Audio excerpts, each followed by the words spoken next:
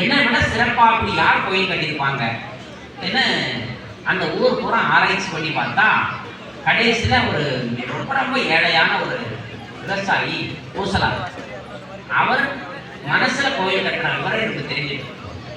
அப்போ அவர் காலில் அந்த மன்னன் விழுந்து கும்பிட்டார். அப்ப நான் இந்த விஷயத்துல நம்ம என்ன புரிஞ்சுக்கணும்னா, மன பூஜைக்கு அதிக சக்தி உண்டு.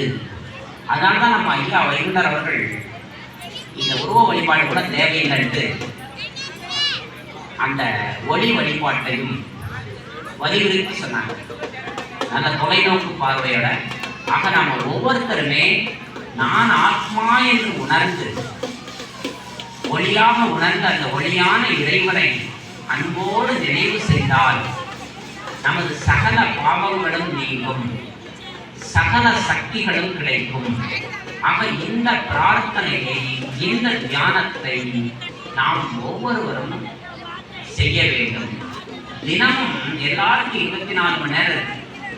ஒரு கொஞ்ச நேரம் அதிகாலையில நம்முடைய வாழ்க்கையின் ஆதி நேரம்னு சொல்லக்கூடிய அந்த பிரம்ம முகூர்த்தம் 3 to 5 நேரத்துல கொஞ்ச நேரம் எந்திரிச்சு முகத்தை கழுவிட்டு அந்த இறைவனை மனதார அந்த இறை தந்தையை, சிவ தந்தையை நினைவு செய்ய வேண்டும். அப்படி இறைவனை நினைக்கும் பொழுது அந்த இறைவன் நமக்கு ஒரு சக்தி வரும். உங்களுக்கு எளிய வழி சொல்றேன், ஒரு 5 வார்த்தை கடவுள்கிட்ட பேசுகிறேன். அப்பா எங்க வீட்டுக்கு வாங்கன்னு கூப்பிடுங்க. ஒரு குழந்தை கூப்பிட்டா கடவுள் வருவார், ஆஜராவார். என்ன பாருங்கன்னு சொல்லுங்க, கடவுள் பார்த்தா சக்தி வரும். அதான் இந்தியாவில் தரிசனம்னு வச்சாங்க, சாமி தரிசனம் தான்.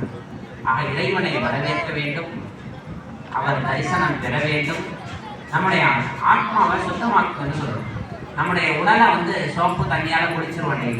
நம்முடைய ஆன்மாவை சுத்தமாக்குற இறைவன் இந்த ஒளி அந்த ஒளியால சுத்தமாகும். ஸோ என்னை சுத்தமாக்குங்கன்னு சொல்லணும். எனக்கு தேவையான சக்தியை நிரப்புங்கப்பா, என் கூடவே இருங்கப்பா. இது இறைவன்கிட்ட காலையில முதல் விண்ணப்பத்தை, ஒரு ஒப்பந்தத்தை போட்டுருங்க. அன்று முழு நாளும் உங்க ஆத்மா நிறை குணமாக இருக்கும், சக்தி நிறைந்த, அன்பு நிறைந்த, அமைதி நிறைந்த குணமாக மாறிடும். இதைத்தான் கும்ப கலசமா வச்சு இறைவனுடைய சக்தியை தலையில வைக்கிறதான் கும்ப கலசமா வைக்கும். ஆக நாம் இறை சக்தியை தினமும் நிரப்பிக் கொள்ள வேண்டும். இறைவனை துணைவனாக்கி கொள்ளணும், கடவுளை நண்பனாக்கி கொள்ளணும். இதெல்லாம் அதுக்கு கிருஷ்ணரை நண்பராக வைத்துக் கொண்டார். அந்த மகாபாரத கதை நமக்கு என்ன உணர்த்துதுன்னா, மகாபாரத யுத்தம்ங்கிறது ஒரு மனதில் ஏற்படக்கூடிய ஒரு குருச்சேத்திர யுத்தம்.